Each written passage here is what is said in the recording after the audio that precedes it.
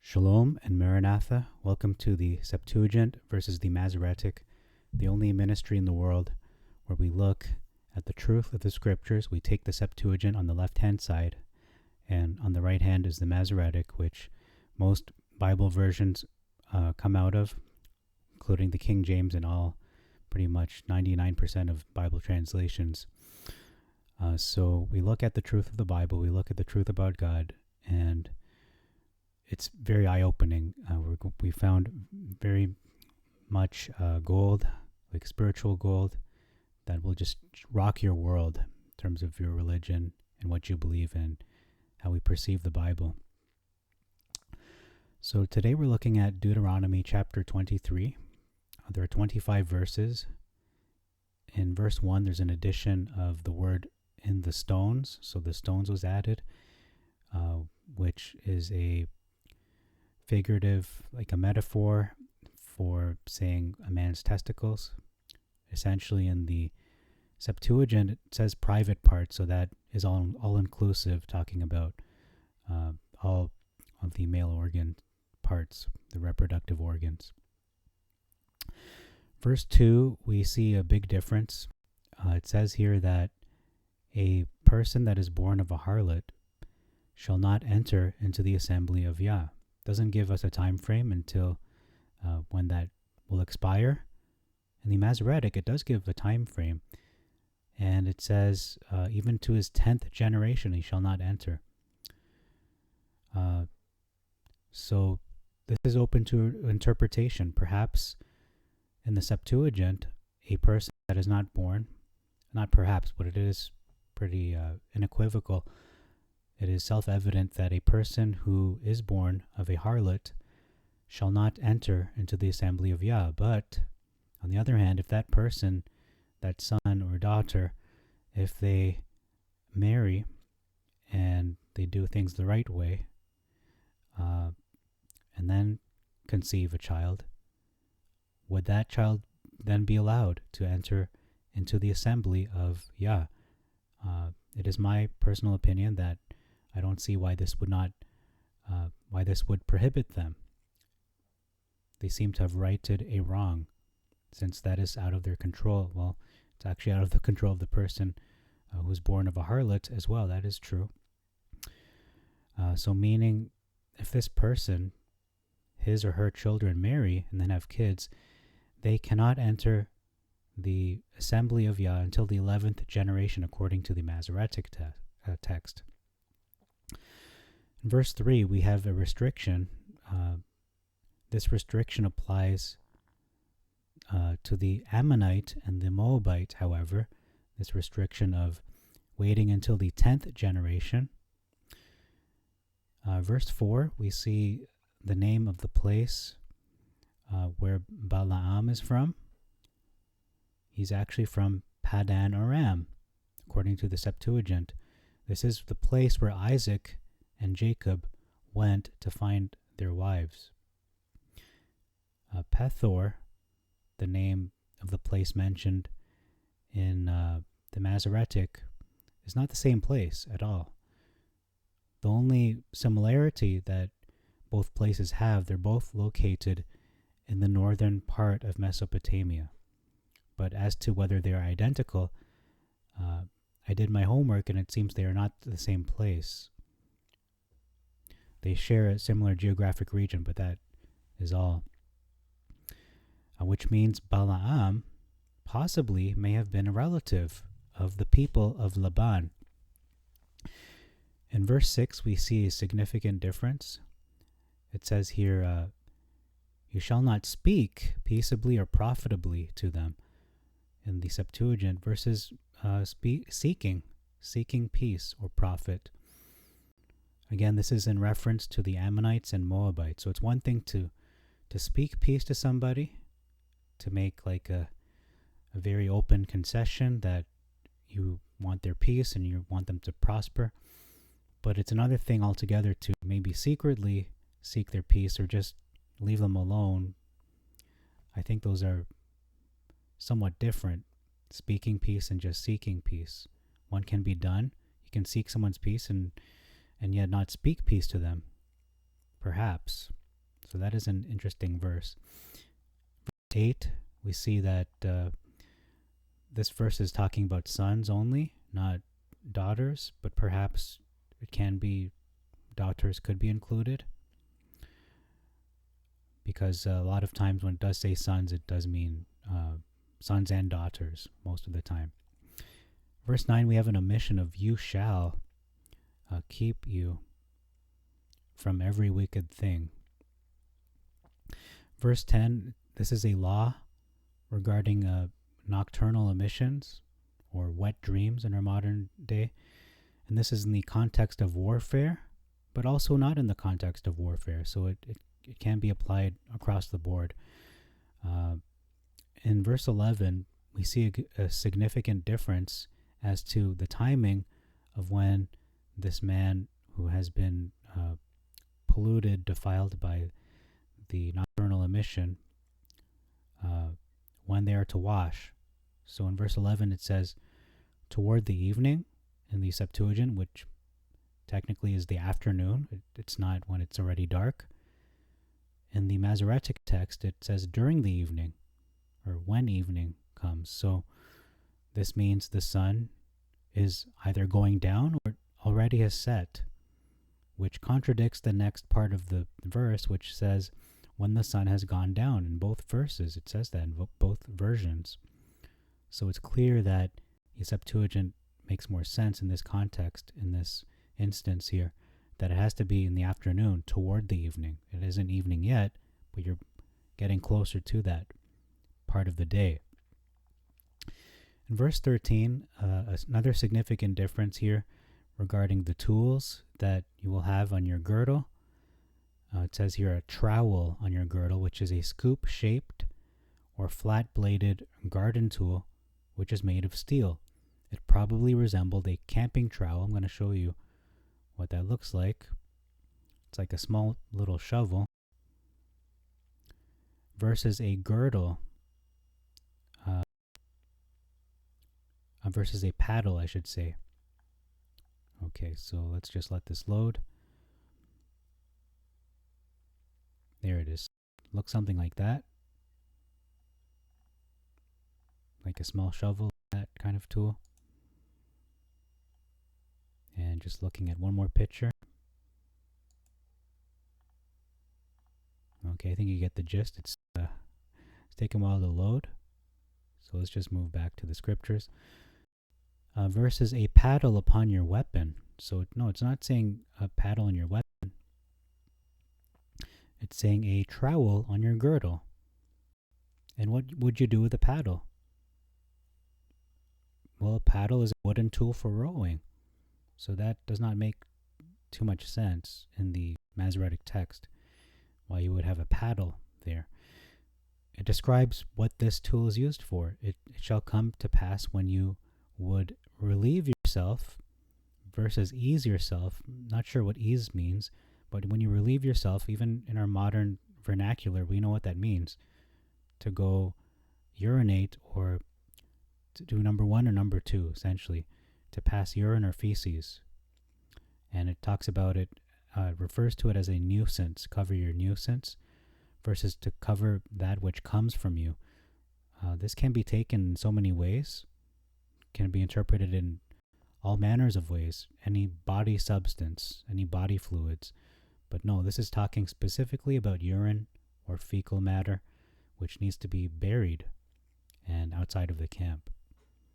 I think spiritually, when we look at our modern day in most developed nations, we have plumbing and a sewage system that takes the urine and fecal matter and brings it far from your house in a sewage treatment plant or wherever that goes, the sewage designated place to dispose of that sewage. In verse 14, we have an addition of the midst. So he's walking in the midst of your camp. In the Septuagint, it is clear that he's walking all around the camp. He's just all over you. He's not limited to one place, just in the middle. He is omnipresent. He's pretty much everywhere. but he's walking in your camp specifically. In verse 14, it describes I believe this is the urine and the feces again. There shall not appear in you a disgraceful thing, talking about, I think, the excrements, or it could be referring to everything mentioned in this chapter, but I see this more relating to what was just mentioned in the previous verse, versus no unclean thing, which could relate to the whole chapter, but I believe the disgraceful thing is talking about the urine and the feces, because if you would say disgraceful as referring to everything that precedes this verse, they aren't described in that way. We have an omission of the word shall turn away, so it's a little more emphatic in the Septuagint. In verse 15, it says, a servant who attaches himself to you versus an escaped servant who escaped from his master. So the significant difference that I see here is that it seems to be a servant who is in danger. So this is an indentured servant. It's not some kind of runaway slave, although that's how we interpret this, but it is an indentured servant. Perhaps a slave, it could be a slave, who is in danger of their life, or they're seeking refuge for their life, perhaps from an oppressive master or threat to their life. So that's the context in the Septuagint. However, in the Masoretic text, it's describing a servant who seems to be a fugitive. So it is a servant on the run, just wanting the freedom. Doesn't give a reason, but it's hard to say. It's very vague. Okay, so I see that as a significant difference, this verse 15. Verse 16, we're going to ignore that one. Verse 17, we have huge omissions, plural. Number one, we have the omission of there shall not be a fornicator of the sons of Israel, which is a very, very big omission to make, meaning this is condoned, that it's okay to be fornicator, essentially, since this has been omitted. Very big oversight. And then the next one is there shall not be an idolatress of the daughters of Israel. So that's also condoning that behavior as well, that a daughter of Israel could possibly be an idolatress, because there's no clear prohibition against this. And then the third one is there shall not be an initiated person of the sons of Israel. So what does that mean, initiated? I looked this up, and it looks like this is someone who was initiated in some kind of rite, most likely a pagan rite, since a lot of the initiation ceremonies, when it comes to Yah, have to do with circumcision, for example, when a child is 8 days, or perhaps a bar mitzvah, perhaps when the child is weaned, perhaps when the child becomes a man at 20 and then they can fight in the military, or maybe even a 30-year-old man old enough to become a priest, preparing for the priesthood. So there's so many different rites of passage, but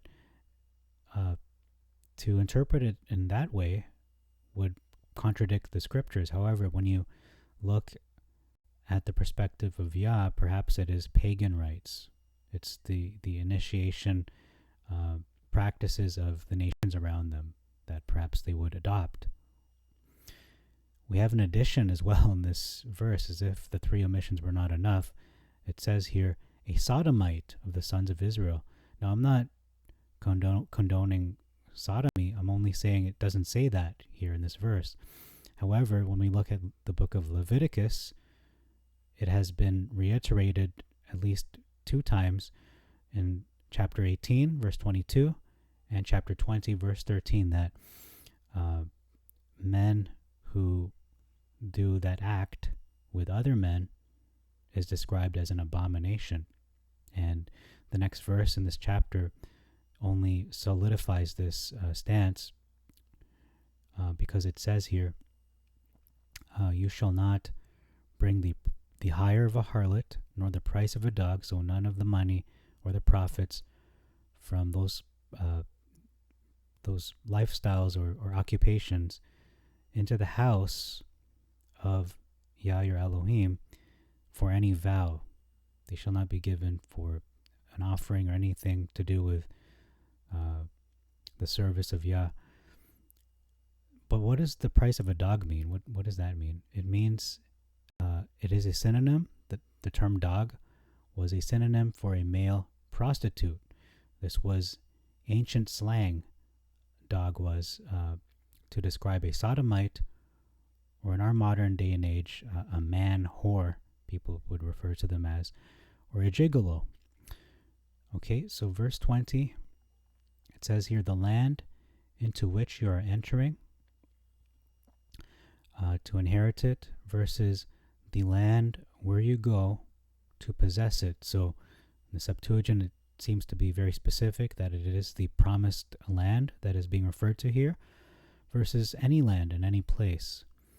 However, I want to clarify that these laws are to apply no matter where the Israelites would go, but in the context of this historical verse and the timeline, the time frame of when this is given, this is talking about them entering the promised land. So they are expected to obey these laws regardless of where they are. It's not only applicable to where you live. So that should apply to all those who want to follow, who want to love Yah, keep his laws, follow Jesus Christ as well. Verse 23, we have the word spoken versus promised. In verse 24, this is not speaking of a neighbor who only owns one tree, because it's talking about if you go into the vineyard of your neighbor or their garden, you shall eat grapes sufficient to satisfy your desire. So if my neighbor across the street has one vineyard or one vine and I eat all their grapes, that is not the same thing. I believe this is talking about the society in that day and age where most people were farmers. This was an agrarian society, not an industrial society. So this is most likely someone who owns acres of land, maybe hectares of land, and they can spare you grapes or fruit if somebody just wants, a few grapes or enough just to satisfy their immediate needs. But if someone eats all the fruit of the one and only tree that a neighbor has, this would then be a breaching of the command. Continuing on, it says here, a vessel versus your vessel. So someone could use this as a loophole and say, okay, doesn't have to be my vessel, but if I bring somebody with me, I can use their vessel and I would circumvent this law and I wouldn't be breaking it. No, the Septuagint, it's clear, no vessel, period.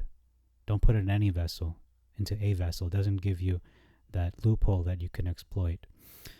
Last verse is 25, if versus when, and then it talks about going to the cornfield of your neighbor. Again, I have to keep saying this and reiterating it, restating it, that corn was not a crop in the Middle East, never was, in the ancient times, I should say. I was talking about barley. That was barley, and I've done a video on this previously, but essentially when the American settlers, when they came to the New World, they didn't know what to call corn, but they called it barley. But those terms seem to be swapped, where when they saw corn, they thought it was barley, so they just replaced it with corn. They thought it was the same thing, but barley is like a mini version of corn. When you look at corn, it looks like a giant version of barley from a distance at first glance. So that's all I have for you for this video on Deuteronomy chapter 23. Thank you very much for your support. Please like the video if you want more content like this. I mean, I'm already made up my mind. I want to do this until the end of the book, to the end of the prophets, and even covering the Apocrypha as well. And then we'll get into the New Testament, Yah willing. Please subscribe to spread this truth among the nations, that people would learn that this is the truth of the Scriptures. This is the version of Scriptures that existed 300 years before Jesus Christ came in the flesh. And the Masoretic text is not what he had, not what the disciples used, nor the early church. again, that came 300 years after Jesus Christ already died, was resurrected. And may God bless you all, and make your way prosperous until next time. Maranatha.